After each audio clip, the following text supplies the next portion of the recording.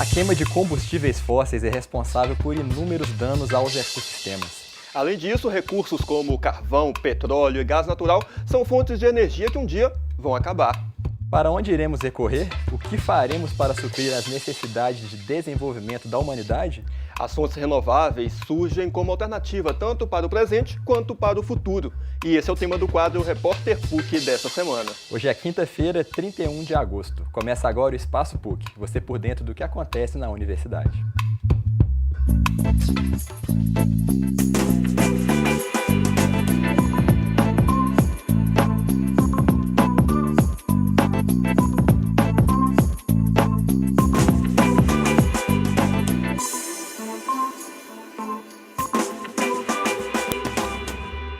Olá, quinta-feira é dia de quadro Repórter PUC aqui no programa e hoje o Júlio César Pujatti traz pra gente uma discussão sobre formas alternativas de energia, né, Júlio? Isso mesmo, Tomás. A natureza nos oferece uma série de recursos renováveis que podem ser melhor explorados. O vento, o sol e até mesmo as ondas do mar são alguns exemplos.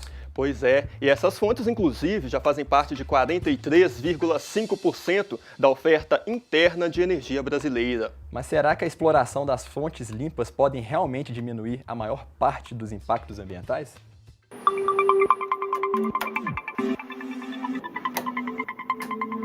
Energia que move civilizações. Energia que move inovações.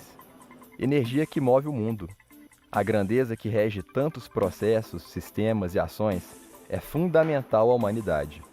A produção de energia, entretanto, pode causar prejuízos ao meio ambiente. De acordo com a Organização Mundial da Saúde, cerca de 90% da população mundial vive em áreas onde a qualidade do ar não é propícia para uma vida saudável. Isso se deve principalmente à queima de combustíveis fósseis, como é o caso do petróleo, utilizado como combustível para automóveis. Por isso, a necessidade cada vez maior de pesquisas e investimentos em fontes que sejam renováveis e limpas, como a eólica, a solar e o biodiesel, que pode ser produzida em uma dessas máquinas aqui. Além das fontes solares, eólicas e dos biocombustíveis, existem também as energias geotérmica, obtida pelo calor da terra, hidroelétrica, produzida a partir dos rios, e maremotriz, gerada a partir de ondas e marés. Elas são fontes com capacidade de regeneração, ou seja, não se esgotam. Por ser fontes renováveis, né, e são disponíveis na natureza, então, ou seja, é a tecnologia aproveitando o que já tem no meio, né, e com isso você, né, no processo de transformação, a sua matriz ali, né, a sua fonte primária, ela está disponível, né? Então não precisa passar por nenhum processo, né, ou gastar alguma energia extra aí para fazer uma transformação para depois se aproveitar de outra forma. Existe também o conceito de fonte limpa. São formas de energia que, durante o processo de produção, não lançam gases poluentes de efeito estufa na atmosfera. É um termo muito usado, né, quando você aproveita, por exemplo, esse recurso solar, eólica e biomassa, e na sua geração, você não gera praticamente nenhum resíduo, CO2 ou monóxido de carbono, né? Então, ou seja, na sua geração, ela é considerada como limpa. 43,5% da energia brasileira vem de fontes renováveis. Dessa parcela, 17,5% correspondem ao uso da biomassa de cana, 12,6% ao uso de fontes hidráulicas, 8% de lenha e carvão vegetal, e 5,4% de outras fontes, como a eólica, a solar e o biogás. Já os outros 56,5% são provenientes de fontes não renováveis. Dessa parcela, 36,5% correspondem ao uso de petróleo e derivados, 12,3% de gás natural, 5,5% de carvão mineral, 1,5% de urânio e 0,7% de outras fontes. Os dados foram retirados do Balanço Energético Nacional 2017.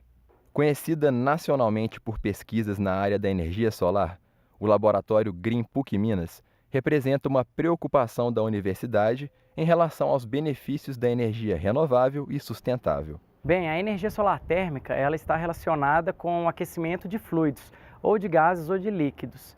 Já a energia solar fotovoltaica ela está relacionada à conversão direta de energia solar em energia elétrica, através das células fotovoltaicas. De acordo com o Lucas, engenheiro da empresa ForGreen, que é especializada em projetos de energia solar, essa é uma fonte de inúmeros benefícios.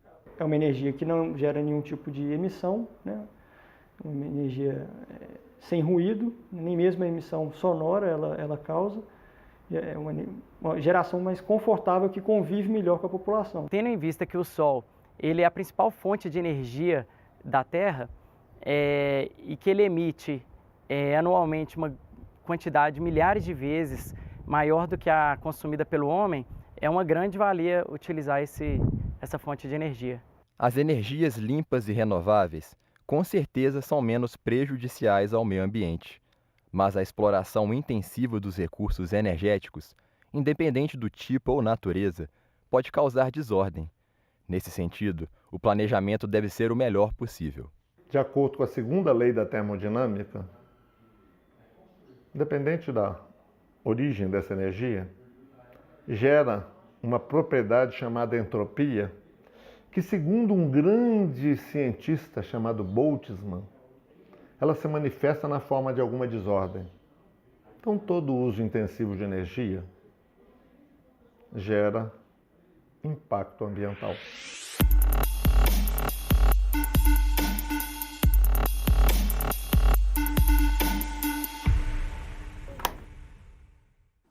Energia eólica, energia solar, energia geotérmica, biocombustíveis. O leque de recursos renováveis e considerados limpos é variado. Isso mesmo. E para conversarmos um pouco mais sobre essas fontes, está aqui no estúdio o professor Otávio de Avelar Esteves, coordenador do curso de Engenharia de Energia da PUC Minas. Também recebemos o professor Henrique Paproc, do curso de Ciências Biológicas da Universidade. Professores, sejam todos bem-vindos aqui ao Espaço PUC. Obrigado. Professor Otávio, tem alguma uma fonte de energia renovável limpa que tem um maior potencial para crescer aqui no Brasil? Vamos colocar algumas questões de fundo antes de responder a sua pergunta. Primeiro, existe uma falácia, um mau entendimento da população em geral hoje ao se referir à energia apenas à energia elétrica. Né?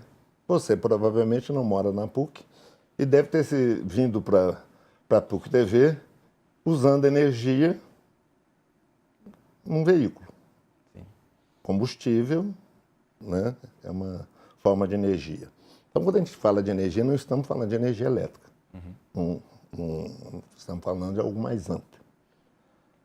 Uma segunda questão é que poucos se dão conta que a maioria dessas fontes de energia que estão citadas, que foram citadas aí, elas têm origem no Sol. A energia hidrelétrica, se não houvesse Sol, não haveria energia hidrelétrica. Porque quem desloca as massas de água, né, do desaguador final, que é o mar, o oceano, para as nascentes, é energia solar.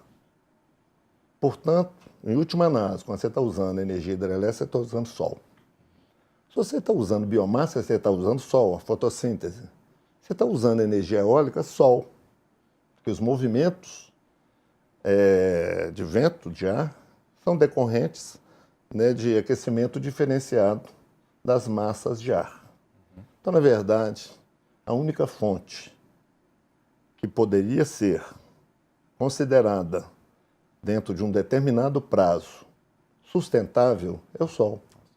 Porque todas as outras, geotérmica, todas as outras coisas, urânio, todas elas vão se esgotar. Então, professor Henrique, o Brasil é um país gigante e nós temos aqui muitos recursos para a produção de energia renovável, né?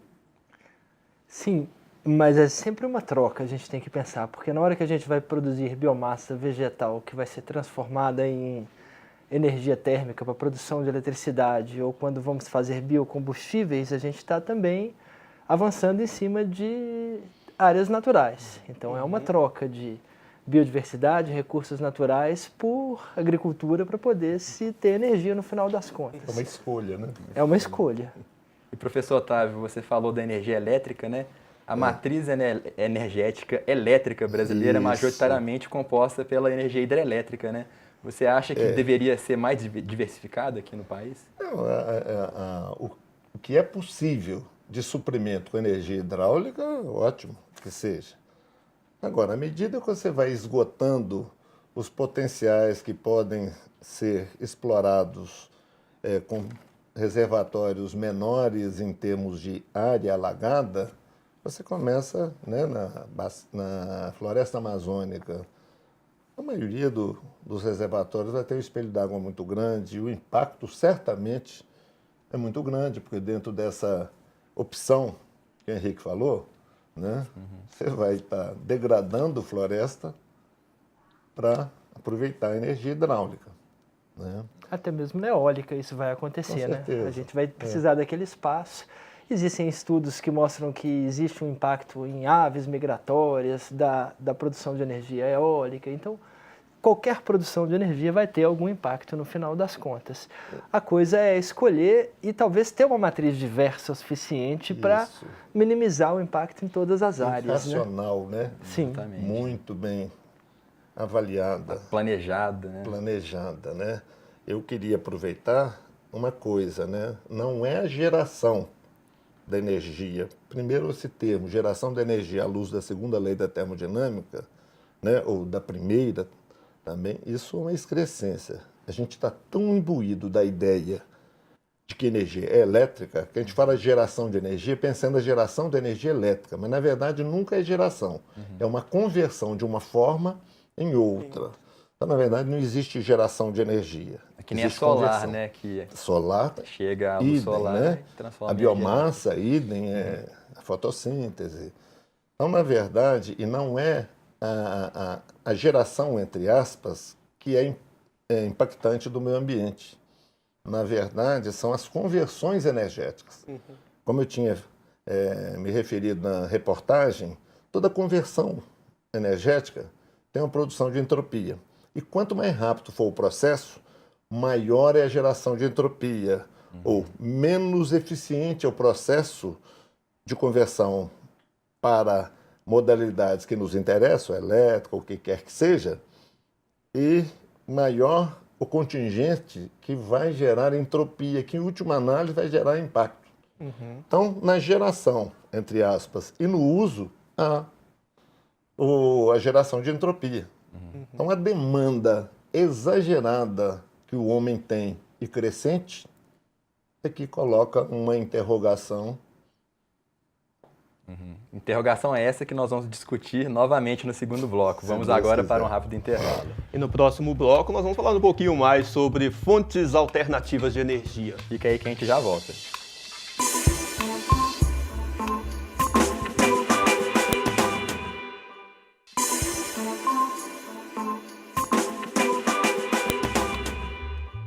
Estamos de volta com o Espaço PUC e no quadro do Repórter PUC de hoje, o assunto é fontes alternativas de energia. Exatamente. Estão aqui no estúdio o professor Otávio de Avelar, coordenador do curso de Engenharia de Energia da PUC Minas, e Henrique Paproc, professor do curso de Ciências Biológicas. Então, professores, continuando aqui a nossa conversa, né, tá bem interessante. Hidrelétricas, né, que é o modo de produção de energia mais... Energia elétrica, né? Isso, energia elétrica que nós mais vimos por aí, né? Tem grande impacto também ambiental, né? Sim, tem vários impactos ambientais. Um deles a gente chama de fragmentação dos corpos d'água, porque várias espécies de peixes são migratórias, vão subir e descer os rios. Quando você instala uma hidrelétrica, você já está interrompendo essa migração. Existem mecanismos para que eles consigam transpor, mas eles não são 100% eficientes. Você imagina que um peixe está acostumado com um rio que está fluindo, de repente ele chega numa hidrelétrica imensa que mais parece um lago. Pois E ele tem que encontrar o caminho da cabeceira, né? Então esse é um dos impactos. O outro é a floresta que estava nas margens desse rio, que vai ter que ser retirada, vai ser inundada, e muito dessa matéria orgânica que fica no fundo da hidrelétrica também vai emitir gases de efeito estufa, como metano, como o próprio dióxido de carbono.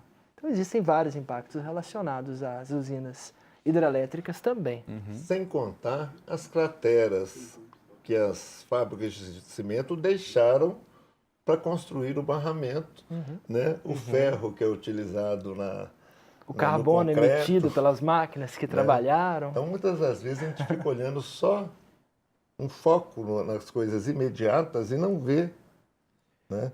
A própria usina vai ter um tempo útil, porque ela acaba assoreando inevitavelmente, e vai ficar uma coisa muito diferente do que já foi. Ainda sobre energia elétrica, bem rapidamente aqui, temos aí agora essas bandeiras, né, que são colocadas pelo governo para cobrar o valor da energia que é ofertada. Por que dessa diferença, né, nesses valores? Realmente é tão alarmante assim, a diferença de custo de produção de uma para outra? Com certeza. Eu estava conversando aqui no intervalo com vocês que 100 joules de energia elétrica não são equivalentes a 100 joules de um combustível. Porque, de acordo com as limitações, né, das leis naturais, a energia elétrica, 100 joules poderiam ser convertidos, teoricamente, em 100 joules de outro uso de energia. Enquanto os 100 joules de combustíveis, as leis estabelecem inexoravelmente uma perda, que você não coloca a mão nelas. Então, na hora que você queima combustível numa termoelétrica, o que você vai aproveitar, por essa conversa que eu acabei de ter, já limita a quantidade de energia elétrica que você vai poder ter lá adiante. Então, com certeza, acaba encarecendo. E os investimentos em energias, por exemplo, a nuclear, né, também, pelo custo dos equipamentos, podem ser mais caros também no mercado, né? Com certeza. A energia nuclear é uma energia que impõe riscos muito grandes, portanto, né, as usinas nucleares elas têm sistemas de controle muito severos exatamente pelos riscos que representam. Isso encarece muito, né, a produção da energia elétrica a partir, que é uma termoelétrica, a nuclear é uma termoelétrica. O calor é que vai gerar energia elétrica. Mas existem duas linhas de pensamento hoje com relação à nuclear, que tem países da Europa que estão excluindo, né? E existem ambientalistas que defendem que, se tratarmos corretamente os resíduos, essa pode ser uma fonte interessante.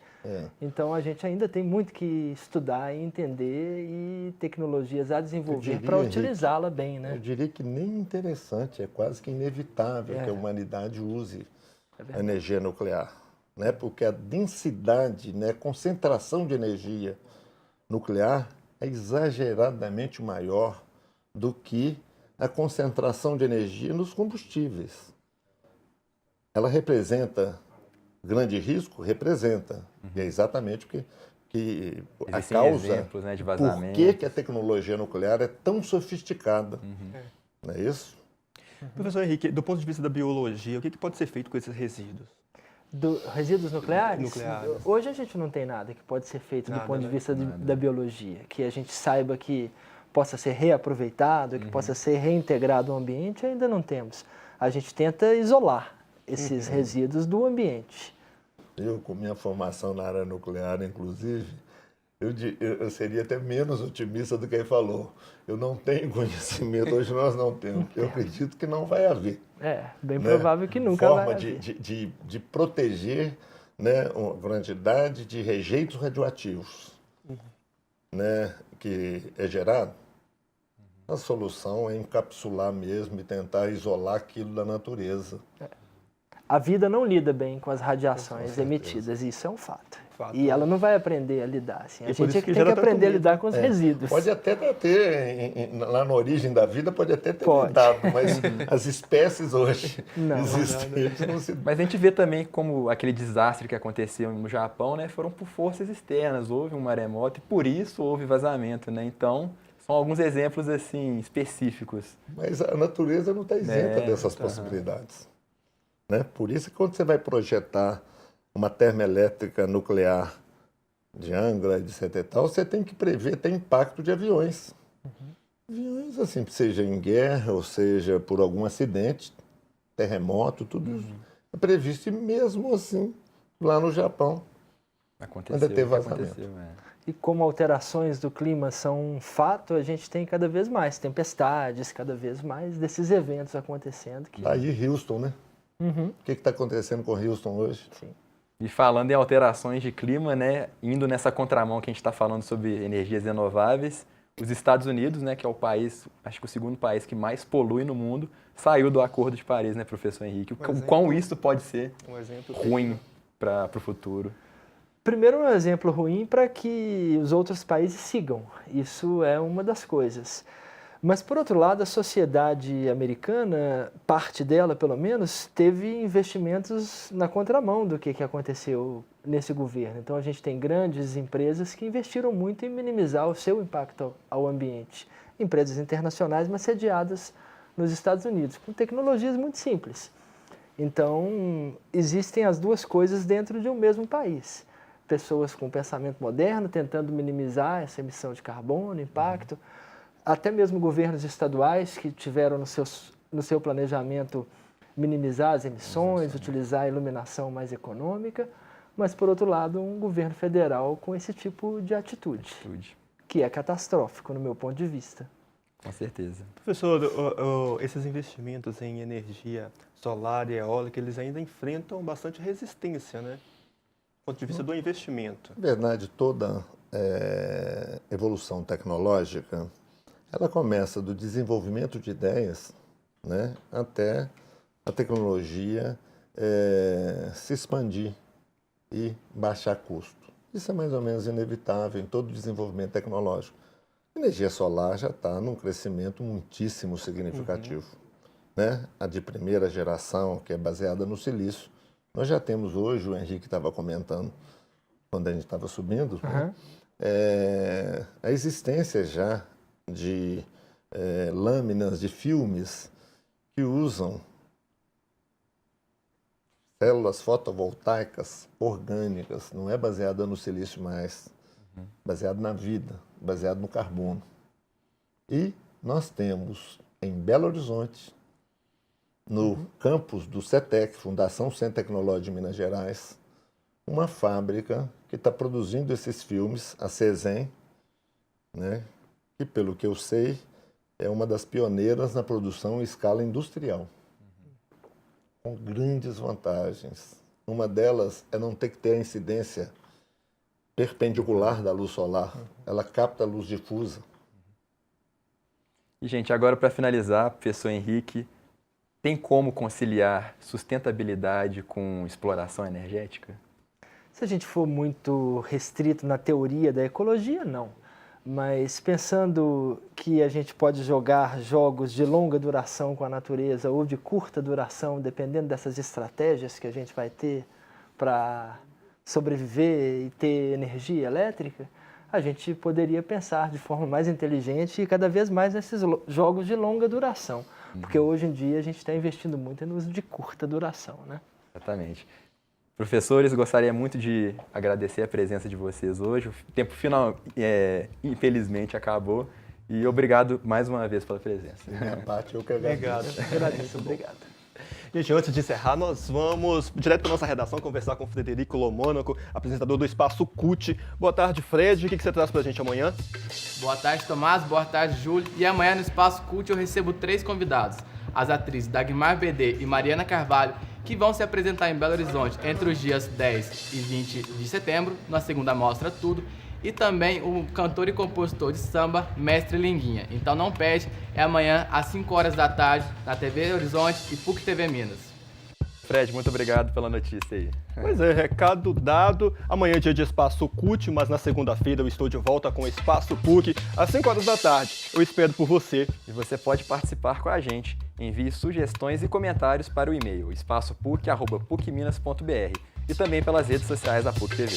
Não deixe de participar. Na próxima quinta-feira estou de volta com mais Repórter PUC. Até lá.